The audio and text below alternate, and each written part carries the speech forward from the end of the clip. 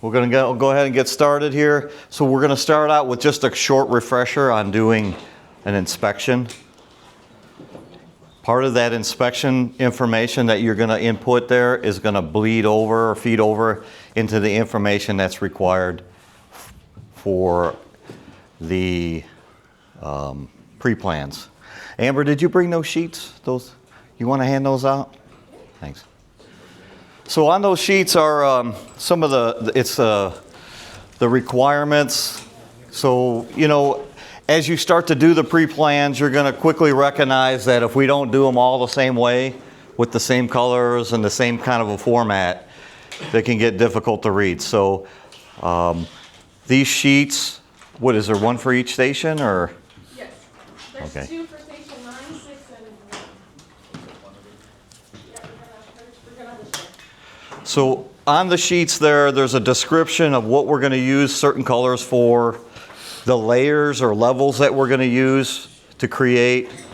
So after the training, you'll have something to refer back to, and you'll also have those. You can throw them in the engine and have them with you when you're out doing your pre-plans so that you don't have to go digging for an SOP or something like that. All right, we'll come back to those after I do the inspection review. So since you guys are going to be not going to be doing the company inspections anymore like we've done in the past.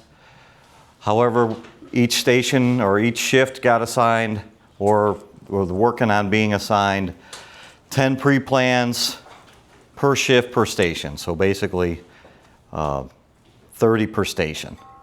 Now when you go out to do your pre-plan for that location,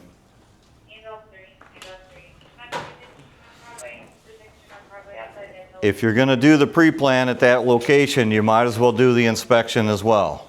So you are going to do the inspections for the pre-plans that you are going to do. To find that location on your, normally you would go to the saved views, if you guys remember from last year, and you would be assigned all the inspections. Well, you're not going to be able to find it that way now. So when you go onto the pre-plan, so if you guys are following along here, go down to pre-plan, and then go to the pre-plan map.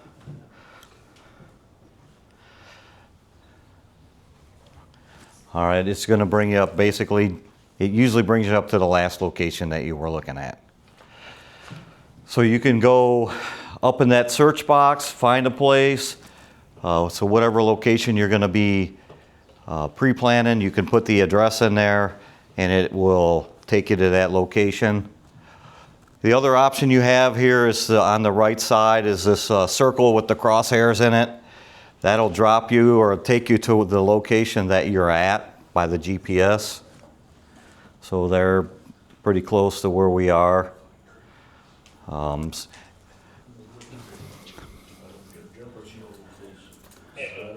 Otherwise, you can just drag the map as well and go to wherever you need to get if you're close. I'm going to slide over to Station 1 because there's a couple things that are there that I'd like to show you.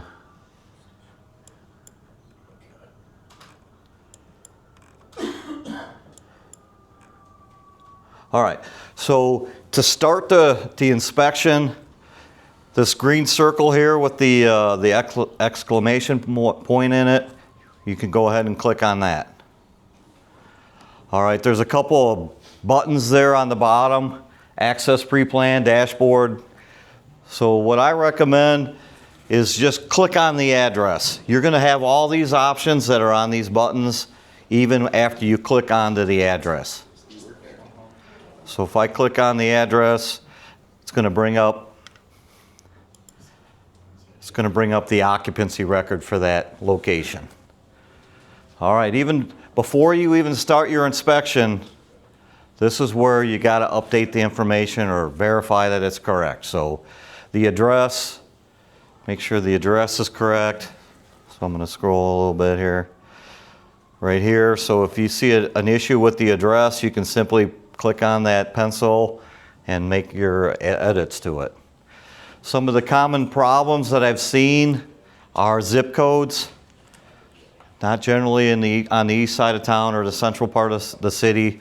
It's usually out west or like maybe south on Route 53 where you're now into an Elwood zip code, and the guys have been just putting Joliet and the Joliet zip code. Doesn't seem like a big deal. However, this program also works in conjunction with another inspection program called Bricer. And the Bricer program is relatively new. Who's never heard of Bricer? Everybody's heard of it? Okay, a couple of the new guys. Well, it's basically a data collection system, data management.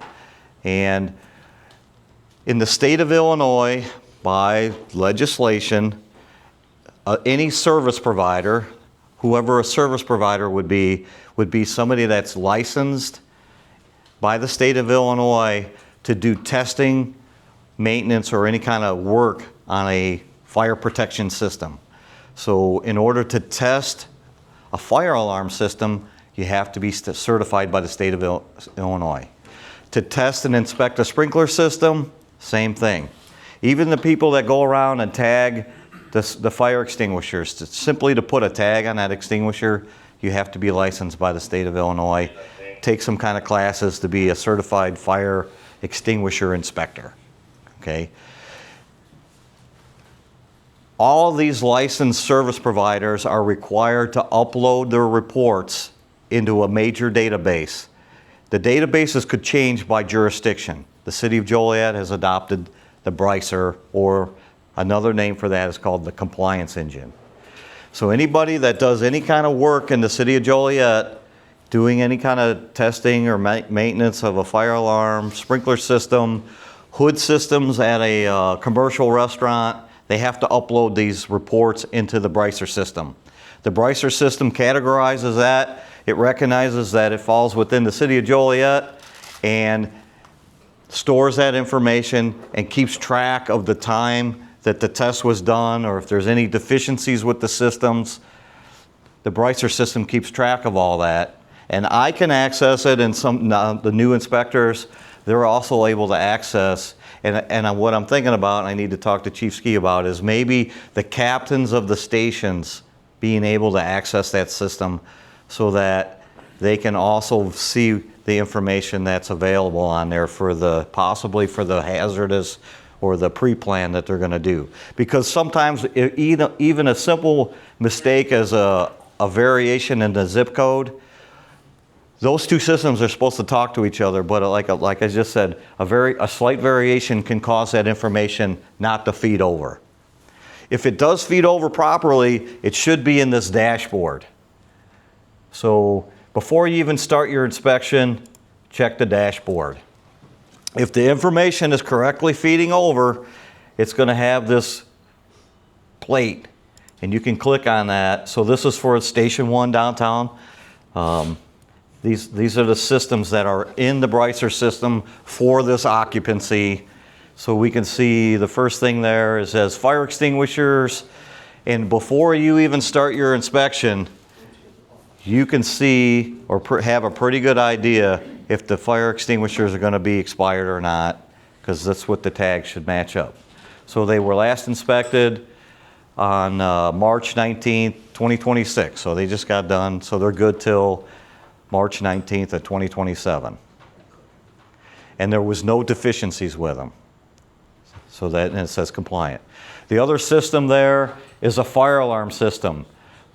That was last tested in September 24th of 25, and now it's going to be due this year on the same date. So, and another thing is that if you go to do your pre-plan and you see a sprinkler system, and you see a fire alarm system, and it's not feeding over, it's not showing up on your dashboard in first due for that occupancy, let me know, and I can go in the Bricer system and I can add those systems in there so that at some point they will get a letter from me telling them that, hey, we have a record of you having a fire alarm system and it needs to be tested. So the Bricer system does all that stuff for me as well.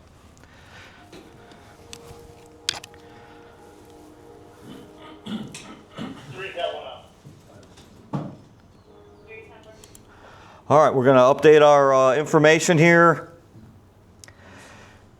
There should not be an address where the business name is. If there's an address in there, delete it out. Because that's another problem because sometimes that address will be different than the main address. It'll be different from the one that Brycer has. So all that is creating confusion between the systems. So delete that out. Basically, if you just click this button here that says billing address, same as occupancy address, good to go, and just put a business name in there. Phone number is good to have. Description. The business services at City Hall has asked us to add the number of employees that they might have. So as of right now, don't know where else to put the information. So just put it in the description box until we can kind of figure out if we can create a new button or question answer thing for that. So you don't have to get an exact number. Just ask whoever you're doing the inspection with, hey, how many employees do you have here? If they say, oh, I think it's 10. That's good enough for now. All right, just put 10 in there. And a little background on that, I think that the business services, they're looking to update their information, their licenses. And the licenses, I think, are based on the number of employees they have and the square footage that they have.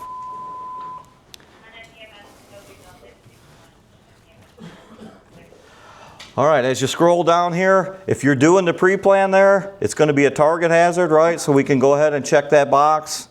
And then over here on the right, we want to give a reason why that is a target hazard.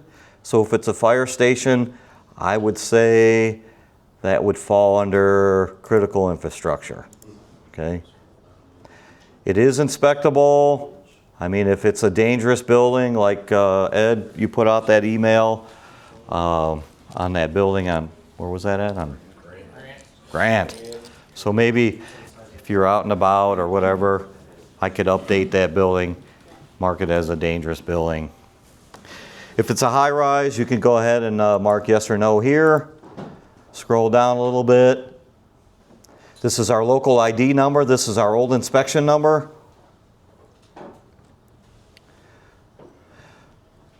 Area, square footage. So get the length and width of the building. Doesn't have to be an exact number. Pretty good rough estimate. If it's a small strip mall or something like that, you might ask the business owner or the manager, like, hey, what kind of square footage you got in here?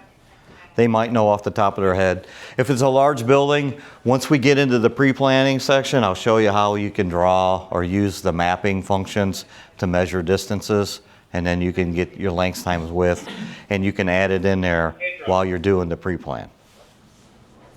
Question real quick. Yeah. When we're doing these buildings, it's a big office building and it's subdivided and everything. There's eight offices in there. Mm-hmm. You just get the square footage of the main building and put it in for everybody? Yeah, Or do you do no, for each individual business. Yes, the business department wants each individual occupant, the square footage of the business itself, of the occupants. Okay. Okay. We were wondering, when we're out doing inspections, should we do? If this was a business, they want this, whatever business is, they need to know how much square footage each business occupies. So if you've got a strip mall, you have to do it individually. All right. So each occupancy. I have a question. Okay. Along the lines of pre-plan too, but not every building is a rectangle. So when they're L-shaped buildings or they're oddball buildings, they don't really truly have a length times width. Do you want a footprint, a general footprint of the building? Because most of the ones that we've been doing aren't truly just a rectangular polygon. We have a lot of L-shaped buildings, we have a lot of triangle buildings, we have a lot of buildings that have. Just All right, do your best to come up with the most accurate square footage. If it's not, I mean, it's got to be length times width at some point, right? Yeah, but if it's like an L-shaped building. If it's an L shape, you can do the length times width of one What L. I'm saying for this area, they want the length of the building and the width of the building. Just do your best, okay? I trust you, Ed. I think you can figure something out. I just don't know if there's another place to put in there. I'm not sure. Okay. Circular building. Circular building, all right.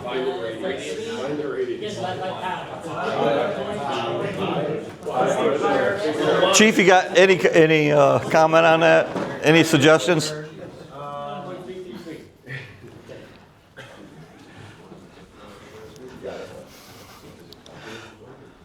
You just input. That could be a question for First Due, if they do have some kind of, I'm sure this is not the first time they've run into like a circular building. Maybe they could, Yeah, like we did the Rialto, and that's. Like the Rialto were challenging one. I'm just wasn't sure, 'cause I mean, I guess, what is the reason why we're getting the square footage is that the program's gonna take that to calculate your fire flow and things like that, so maybe just, you're estimating a little, but maybe go on the heavy side, so you're not, You just put it in the total area. You just put it in the area, total area. You don't have to do like square foot right there. yeah. You might have to do 2 measurements. I don't know, we'll keep that in mind the same one. and see if we can come up with something better, a better answer for you. Yeah, because the other thing would be like the floor volume. There's no way to put different floor volumes because we just did historical on every floor has a different volume because the first floor is not exactly the same size as the second. Yeah, okay.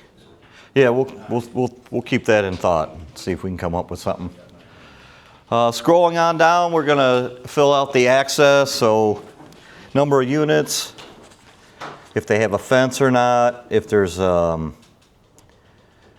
of exit points, all this stuff here, just get the most information you can. Construction type as well, fill all this stuff out. Occupancy load, this is only relative if it's an assembly location, so they should have an occupancy load certificate. So that'd be like a movie theater, if you're pre-planning the mall or something like that, they should have an occupancy load certificate for the number of people they can have in there. If they don't have one and they can't give you an answer, give me a call and I'll see if I can help you out. All right, so as you're filling out all this stuff up above, it's going to start to calculate this stuff, this needed fire flow. And you can fill out this information the best you can. All right, once you get all that stuff in there, update your contacts. The number one problem that I have with the contacts is the email addresses. Take your time, make sure they're spelled right. If there's dots and dashes or whatever, make sure they're the right ones. Otherwise, when you go to email that inspection report off, it's not gonna get to them. And I get phone calls all the time like, hey, I never got my report, can I do it? And I spend a lot of time resending them. But with the new inspectors, you guys won't have to worry about that. Since you guys are only going to be limited to doing the pre-planning ones. All right, at this point, we're going to skip the pre-planning right now. We're going to go down to inspections. And we're going to start that inspection. So this inspection's been assigned out. It was assigned out on March 10th. So to start the inspection, you would come over here, hit the triangle. If there is an eyeball there, that means that inspection has been completed, and that if you hit the eyeball, all it's going to let you do is view it.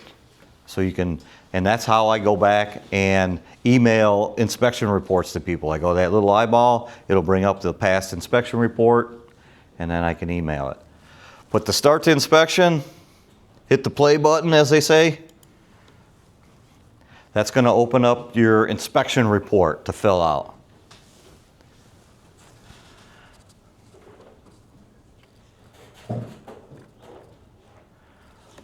All right, from this point, all we're going to do is we're going to go up to the stack here on the left, click on that, and we're going to go to the checklist.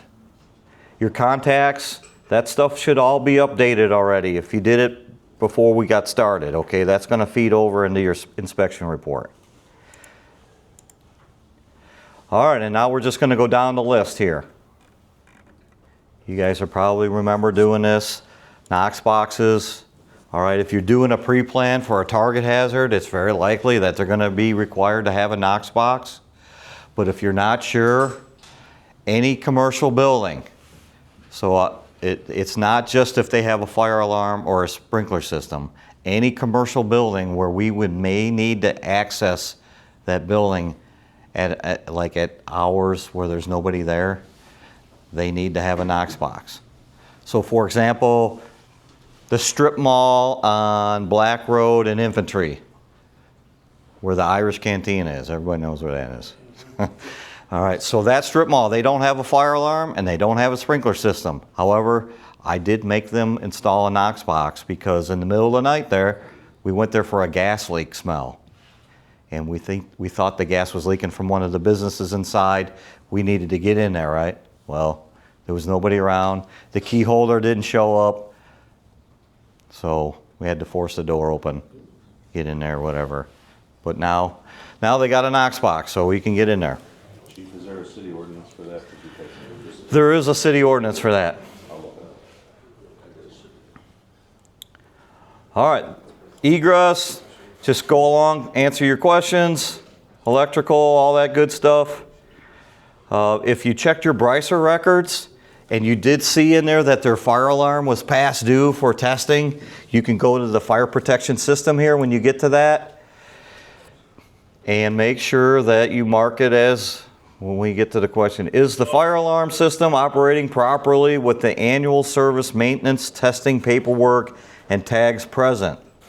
Records must be kept and available for the life of the installation. All required testing and inspection records must be submitted by your testing contractor to the compliance engine, and there's the website for that. The compliance engine is the same thing as Brycer, okay? Two different names. So if you checked your dashboard and the Brycer information came up that the sprinkler system was deficient in some way, go ahead and mark it. Or the fire alarm. So there's another question for the sprinkler system. Same thing, sprinkler system stuff. In the Brycer information, commercial kitchens, their hood systems get tested quarterly, and if there's deficiencies with that, that'll also show up in the Brycer. Cruising on down the line here, housekeeping, AD, all that stuff. This ad hoc, this is for special violations that other violations that may be listed that isn't or not listed with the other violations there. So for example, one of them that I've come across is a paint booth. Okay, I go into this business and it smells really bad in there because they're using, they're painting parts. And then the spray booths have to meet UL standards and they have to be annually inspected as well. Well, we don't have any questions for that, right? Because we don't run into it very often. That's where I would go to that ad hoc thing and add that violation in there. If you run across something like that, let me know and I'll help you update it. We'll get it in there.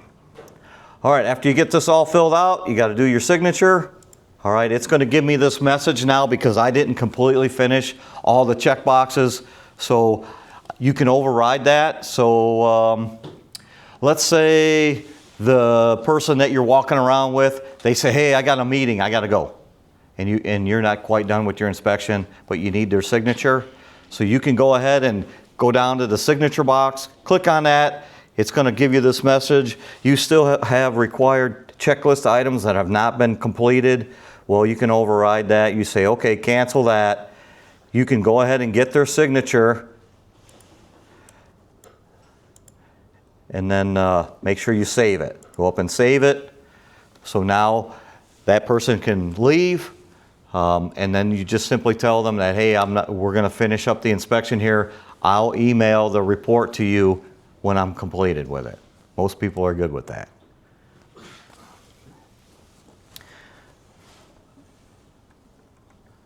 All right, any questions on inspection stuff?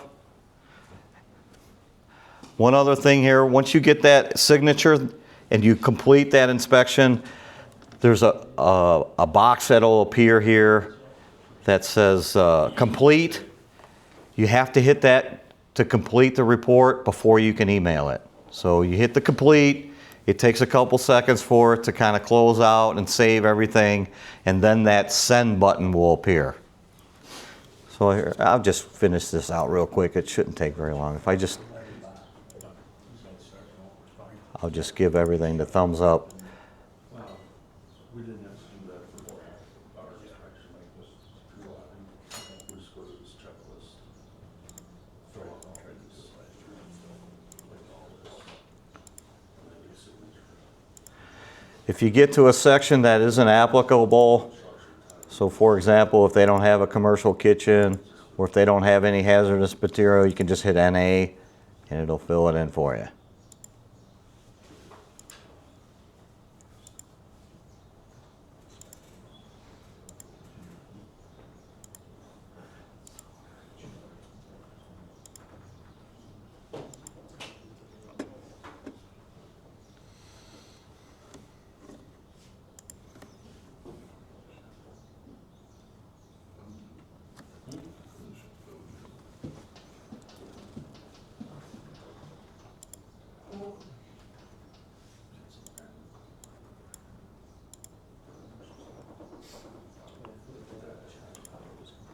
All right, since I finished it all out, you see that complete box, that's going to highlight.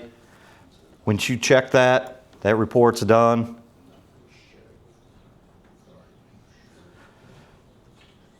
Yes, continue.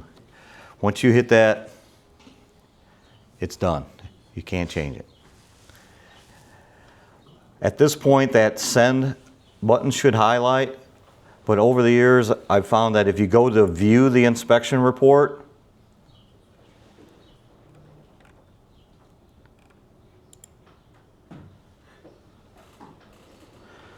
I don't know what's going on here.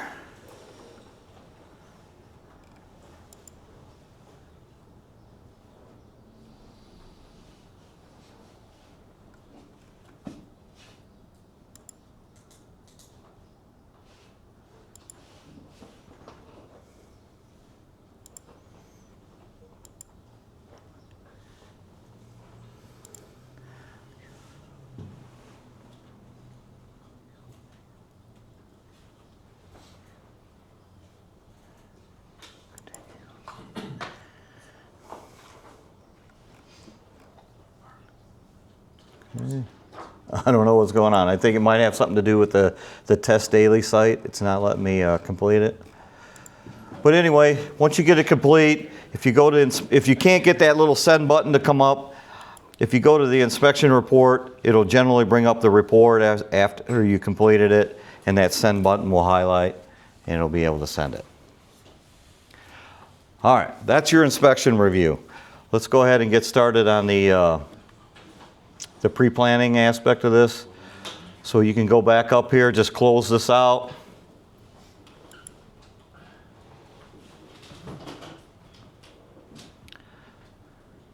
Close it out again.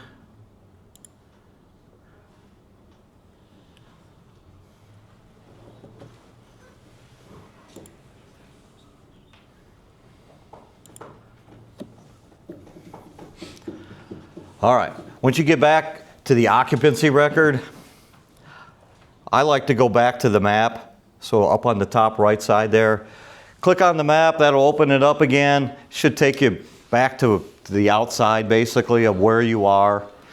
Go ahead and click on that occupancy dot again, that green circle. And then where it says access to pre-plan, go ahead and click on that.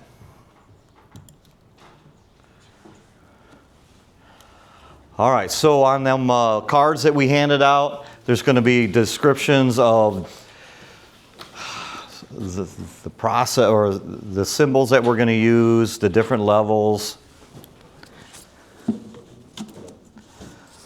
So primarily, we're going to use these icons along the top and the side here. So this dot here, the teardrop, this stuff is what you filled out in the inspection report. So this should all be updated already. Same thing with the house. This is the demographic information. This is the same stuff that you could have filled out in the inspection report. These little symbols up here, they just kind of give you more room. You can click that one twice to spread them out instead of having them go down. And then you can just close up everything if you want. Anyway, the plus sign, if you want to add a new pre-plan unit. Now, when you're doing your pre-plan, 90% of the time you're going to be using these symbols over here. A couple of them are the same. So like this dot here, it's going to bring up, it doesn't show you the picture, it's just showing you the description. So stairwell, let's see, we'll just go with seaside. All right. We're going to add that. That's going to appear over here. So it doesn't necessarily, it doesn't show up on the map in the location where you would want to put it. You can drag it over there and drop it, but it would be easier just to come over here and add it. And on this side here, it's going to show you the picture as well. So if I wanted to do seaside here, click and drop. So drop it back there. Once you drop one of these symbols, you can click on it and do some additional things to it. So you can make it bigger so you can see it. You can duplicate it if you wanted to do another one.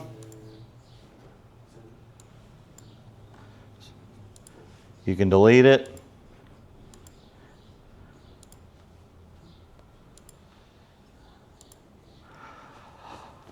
But as soon as you drop one of them on the left side here,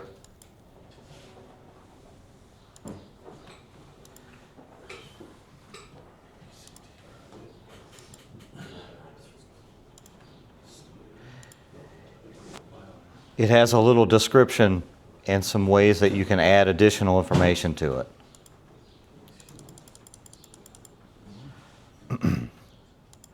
So seaside, I can click on this.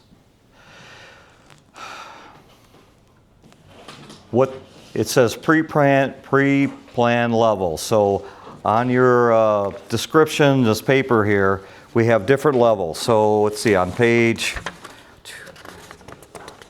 like the fourth page in, there's a description for the levels. Okay. The ground level is always going to show up by default. You can't delete it. Okay, so you're always going to have that. But the things that we want on the ground level are listed there, right? Or as, let's see, if we go back, it's going to, there's definitely an area in here where it tells you what things are supposed to be on what level. And the reason we do that is it's just going to make it easier to find things, and it's not going to clutter up the pre-plan. So right now, the only level that I have showing here is ground. Okay, if I want to add additional levels here, I go over to these sliders. You click on that sliders, and what's one of the other levels that we're going to use? So we got ground level, we're going to use utilities level, apparatus level, hazmat level, floor level, and special events. So let's go ahead and just add one. We're going to add the utilities. Is there a way to standardize so all pre-plans just have those auto-populated in them? Auto-populate? I don't know. That might be something Chief Ski can do with first due. I don't believe so. You may not need one of the levels, you know, so why have it there if you don't need it? That just increases your chance of maybe accidentally dropping something in that level that you may not want to use. It's really easy to add a level. I was just curious. Yeah. I know.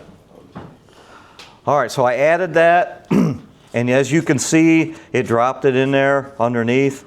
So I can add another one. Let's go with apparatus.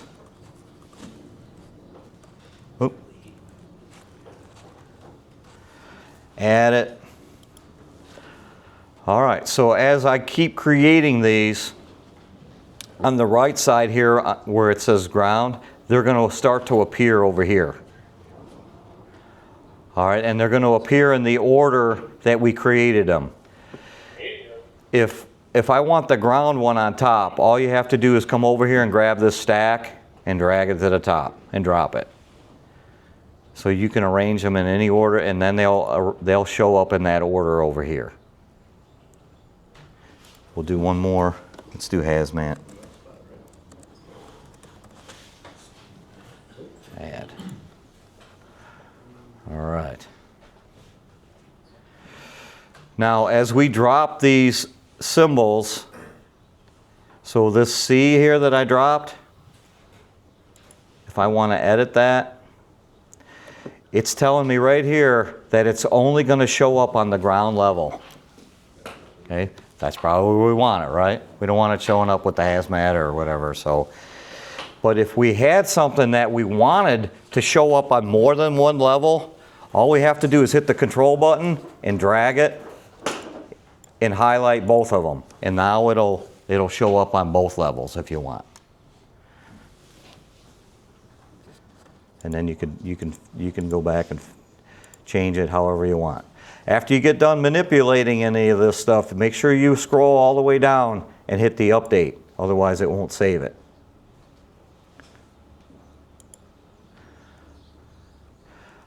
The other thing that's important is the zoom level. So it says street, building, house, rooms. So those are the distances on the map that if I scrolled out way out here, that C is still going to show up because I have that under building level. If I change that to like a room, that symbol should not appear at that distance. So I don't know why it's not doing it,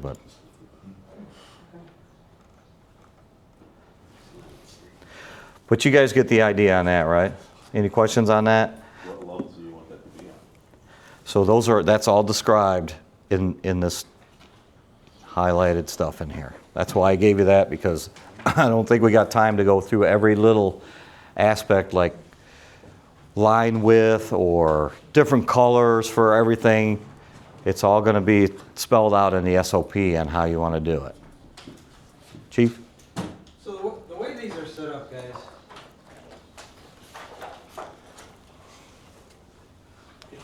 if you look at the very first one of these, I would kind of approach it from this top over, and each one of these, this kind of tells you everything that's in here that you need to fill in. So if you go to that first one there, the address details, this guide shows you exactly what you want to put in for the address details. You want to verify that the property address is the same as CAD's. Fill in the complex name if it has one.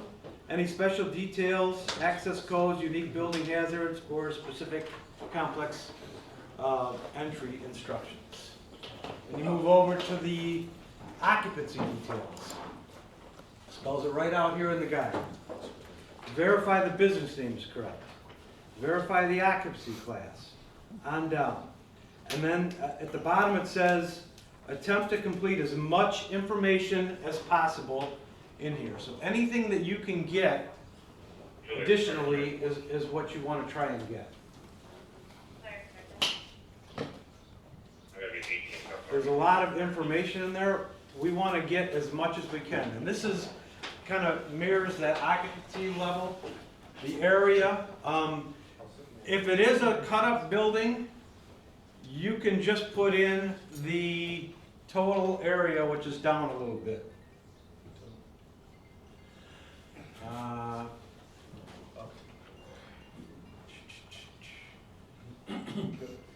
Go back up. Go back up, is on the right column, right side. Keep going up. Total area. So if you can't put in the length and the width, if it's an L-shaped building, you're going to have to do the length and width for each L shape. and then get the total and just put in the total area. But if you have the length and width, you can put them in and it'll figure out the total area for you. This occupancy details is exactly what we saw in the inspection in that occupancy records. That's all the information. And like I said, we want to try and get as much of that information as possible. The next one is the unit details, which Chief was talking about. So, like he was saying, there's two ways to do this. You can either use this icon or over here and add them. If you add an icon from this side, it's going to show up here. So add another one, Chief. Just grab whatever the bio has. So it shows up here as unmapped. What we use that for, there might be some things that we want to show up on the dashboard in the responder level. So let's say maybe like a biohazard or something like that, that we don't necessarily want to know exactly where it's at, but we want it to flag when we respond on the scene.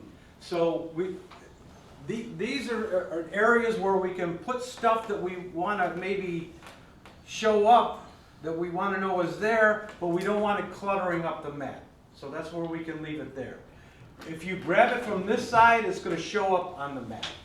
So you're saying the ones on the left there will show up on the responder view on those Under the dashboards? dashboard. Okay.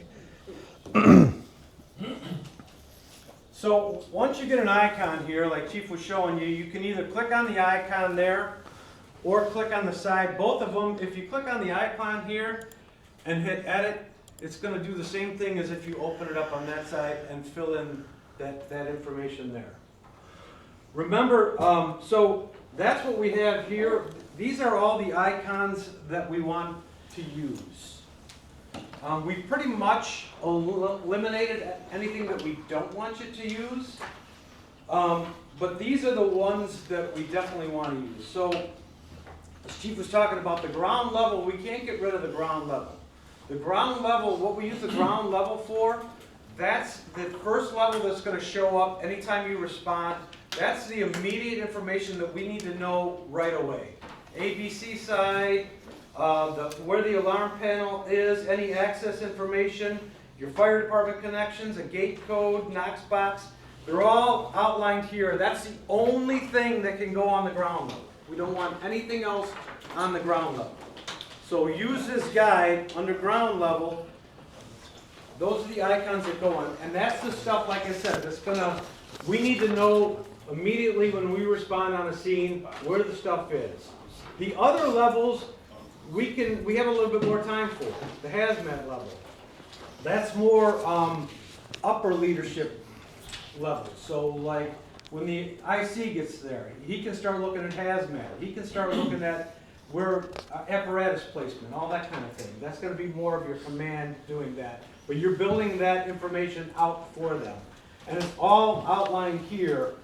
These are the ones that are on here are the ones that if they are pertinent, we want them as part of the pre-plan. That's what this guide is for. Anything that's on here that goes in these levels, we want you to put on there if it's applicable. There are more icons that are over here that you can use if you feel like they're necessary. There's like 200 of them. We didn't get rid of all of them. You can use the other ones if they are applicable, but the ones on here are the ones that, if they're there, we want you to include in the pre-plan. The other ones you can, if you feel like it would be useful information. Does that make sense? Okay, so any questions on these icons? I will say the other thing is, like Chief was saying, you can make them bigger or smaller. The one icon that I wanted to address is, because we've had it before, the truss roof. What we decided to do with the truss roof, we've had some pre-plans where they put the truss icon on there, and then also I think, Ed, did you do it? Yeah. Also color the roof. We're going to get away from that. I think if when we put the truss icon on there. Can you find it, John? I'm looking. Maybe just start typing it in the unit type and it should come up. There it is. There's a bowstring. There's the bowstring. There it is, bowstring truss. So when you put this, what we're gonna do with the bowstring is put the icon on. You just hit it right there. Hmm? Just hit it right now and it'll come on. Yep, anywhere. There you go. And then, so what we're gonna do with the bowstring is do a maximum image. And then put it right on top of whatever section is a bowstring. If that makes sense. That way you're not cluttering up the roof with different colors. That's pretty easy to see. Everybody's going to recognize this now once you start going through this. So make sure you're familiar with the bowstring. So that's how we're going to address that one. Let's see. So each one of these icons tells you what level we want it to go on. So do we want the bowstring on the ground level? Or would we want to? Bowstring will be on the ground, and you know what, I probably need to put that in here. We talked about it, we did not put that in here. That's why it's a 30-day review, right? Yeah, so we'll add the bowstring. And if you guys got anything that you come up with, let us know too, and we can try to.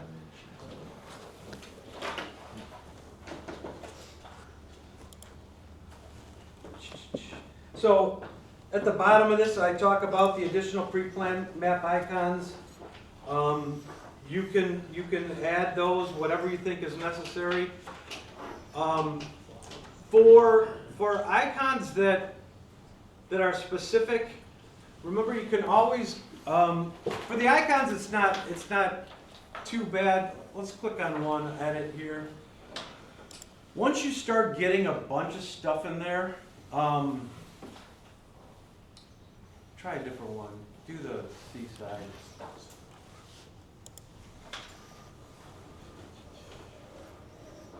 You could put a description. We'll talk about it when we get to the description. The next one over is the hazmat level. So any hazardous materials that you have here, that would go in this section. And once you click on the hazmat icon, you can look it up then by UN number. Click on the hazmat one. Yeah. So add a new. You can look it up by the UN number. You can look it up by the chemical name, and all that information will appear. So I just randomly put in 1098. I didn't know that it comes up whatever, alcohol. Okay, once you add that, then and again, any health, fire, or reactivity, that's not going to auto-populate. So we want to try and gain that information if we can and put those in.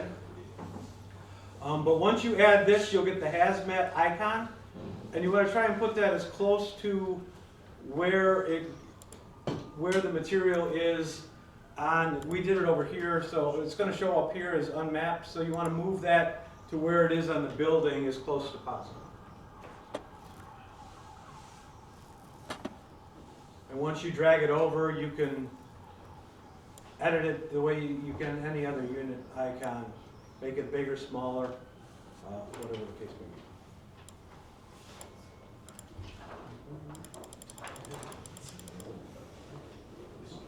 be. Attachments, obviously, the next one over. The contacts, I didn't put the contacts on here. Oh yeah, contacts, choose from the Java. Add contact and complete contact information. Document at least one contact, preferably a key holder. And then the next one over, attachments. And again, you can run right down this guide and it'll show you each one of those, what we want on this guide. You can attach any pertinent files or pictures as you see fit. And I think, and that's a good point, that I didn't mention, on all these unit icons too, go back to the unit icons, you can add pictures, and you should add pictures to all of these. So if you have an alarm panel, throw a picture in there. You can drop files here. take a picture of it and drop it right into there so that when we're looking at the pre-plan, we'll have a picture of what we're looking at. Knox box locations, take a picture of it. Remember when you're taking pictures to have some perspective. A picture of a Knox box isn't gonna do us any good. So get back to where you can actually tell where the location is.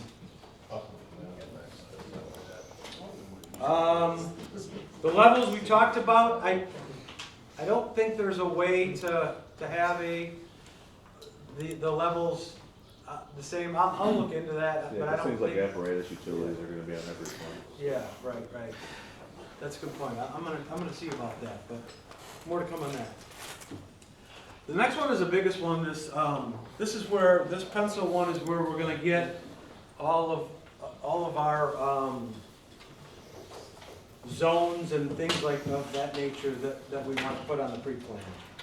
And it's pretty much labeled in detail on here as far as like what the description is, what the font size for the text you want to use, what color, it's all in here. All the colors and everything are in here. When we get to like polygons and circles and rectangles, we've got even like if we want to do a hazard area, what color that's going to be. We can get down to truck, engine, company staging, what color that's going to be. Or not the staging, where we want their positioning. Staging, we can put staging in, what color that's going to be.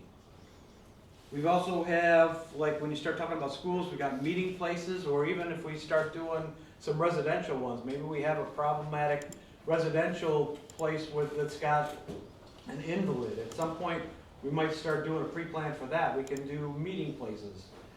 So all that could be put in there. When you build out an annotation, like, so let's say this is in a evacuation zone. Like, you can use the measuring tool to figure out exactly where that however 50 mile, whatever radius you want to use.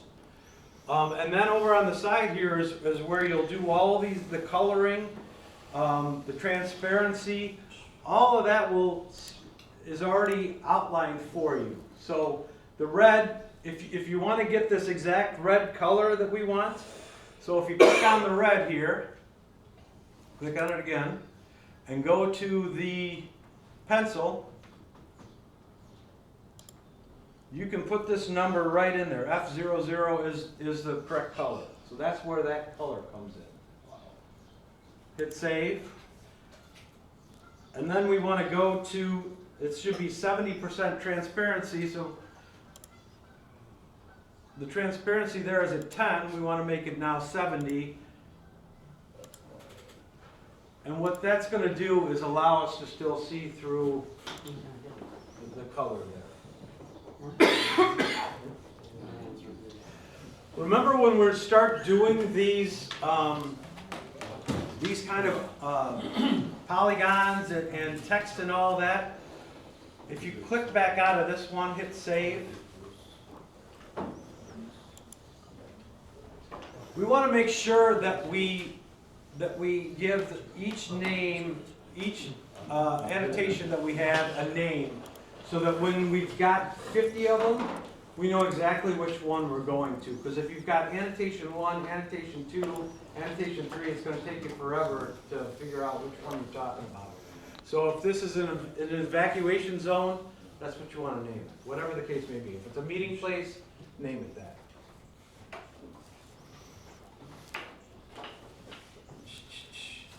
Lines and measurements. The measurement tool, that's where you can, like if you want to figure out the area of a building, you can grab a side and it'll tell you exactly how much, what the length is. So it's a real quick, easy way to figure out exactly how far you got. You can either, you can do the measurement to a hydrant. Figure out this hydrant is this lawn from the building. If you wanna put that in there, you can. We can do pathways, you could actually do, I think it's that one. You could actually put an arrow on it. So like a flow. And it's gonna tell you, we want you to come that way. So the possibilities are enormous on what we can do and how we can build these things out. It's just kind of up to you guys to see what you can do. We've got the basics that we want and need in there, but the rest is you know, as we're building these things out, you know. Right now, we're gonna have it so that you guys do them, and the operations chief and Chief Miller are gonna actually check them over to make sure they're in compliance before we publish them. So they'll be in this draft form? Yeah, so yours will actually say submit, I wanna say. It won't say publish, it'll say submit, which means it goes into a pending approval form. And we're putting apparatus on there, how do you want us to label that as first, like engine one will be first? So whenever you put a, let's say you do a rectangle for a small staging area. What you should do then is, on the very first one, you select the text and put a little, put whatever that, so let's say you want to do it for truck one, this truck one's positioning. Then you put a second annotation for text, and the text, what levels and the coloring and it all is spelled out in here to label that area. So each one of those areas should be labeled too. Yeah, the question I had was that, if we put engines in there, engine one, trucks are pretty easy, it's only 2 trucks on a fire pit. Do you want us to label it as engine one or first in engine? No, first in engine. Yeah, that's a good point, yeah. Yeah, it should always be first in engine because we don't know who's gonna be. And actually the truck too. Same First thing. in truck. Yeah, it should never be truck specific. Yeah. Because we don't know who's gonna show up. That's what I was wondering. Yeah. Put it in that. No, that's a good point. Well, as a reminder, under Target Solutions, over on the right-hand side here, is your video library. If you click on that, it's going to take you to YouTube, but then you can also, there's a list of videos that we've made in the past, and one of them is this pre-planning from First Due. It's an hour, and the gentleman that does it, he's very methodical. He goes through each one of those symbols, and he describes all the different ways that you can manipulate them, change the colors, rotate the text, everything. So I would recommend, if you're back at the station and you got 2 screens, you bring up this Test Daily site on one, and then bring up this video on the other, watch a little of the video, pause it, go back on the Test Daily, and play around with it until you get a little more familiar with it. Yeah, there's a lot to it, I understand that. So the video is definitely helpful. There's also one, I think, on YouTube of when I did the pre-plans a while ago, right? Is that one still on there or no? I'm not sure. Don't know.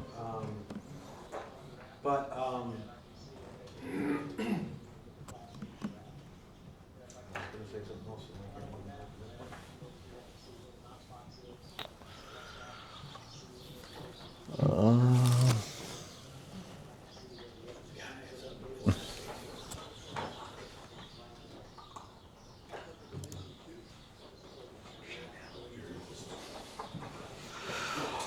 I know operations, we were talking about a deadline of sometime in September to get all these done. So if you haven't picked out your pre-plans yet and sent them to me, or operations, please get on it, send it to me, and the operations chiefs. I'm actually going to assign them to the captain of the house, so I can go in First Due and assign those out. So to make sure you guys are accountable for the ones you picked. So September should be plenty of time for you guys to get them done. the SOP itself has what a target solution is, or a target hazard is, what a what were the other two? High hazard. And low hazard. So for us, our low hazards are pretty much anything that we really aren't going to inspect on a normal basis. But we might at some point, like I said. At some point, we might get into a problematic residence or a small business out of a home or something that really doesn't get inspected. High hazards are gonna be anything that we inspect. And target hazards, you can see the definition in there, but basically, it's anything that can affect the community, can affect us as a firefighter, things like that. In there, it shows you the minimum information that we need for each type of hazard. So for, on a low hazard, you need to get all of this, and that's the building contact, all that kind of things. High hazard has a few more, and then the target hazard has a few more from there. And again, the icons are all in there. Those are bare minimum. Now, some of them we know, Make sure you log out of there when you're done, okay? so that's a little bit less information. That's why this pretty much has everything that the SOP calls for. It's just a little bit more Either information. one, we can't add them Oh. up here, and there's no drop The down. SOP has the definite Right. parameters. What view is that? Test daily. Yeah, Do you have any questions? You can. I don't reach out to me as well. Don't know, John. it's like we just got it updated, IT came in, and, I don't know. You know, How do you move this? Say if I wanted to move that around. Move it around? I don't know, maybe just drag it. No. Cause like, if you wanted to. We are. You could delete it and just make another one if you wanted to move it, I guess. I don't know. Actually, Because like if you do. Yeah. get the tier 2 information. I'm They not have sure. a GIS database. If we are able to get that, July go? everybody know down here at the bottom, we've got Google and ArcGIS. First defaults into Google, that's what you're seeing here, but you can always go into ArcGIS. ArcGIS has a few more layers, and if we do get to tier 2, it's gonna be in the ArcGIS layer. ArcGIS is where, like these fire hydrants, where they reside, that layer is in there, that comes from the city. It also has, you can turn on the streets, you can turn on business types, it has a few more layers than, those all reside in ArcGIS. Anybody have any questions? Clear as mud? Clear as mud. All right, sign out of that iPad, sign out of those computers you borrowed. Leave the laminated sheets, we're gonna use them for the next classes. We got one for each. We got one.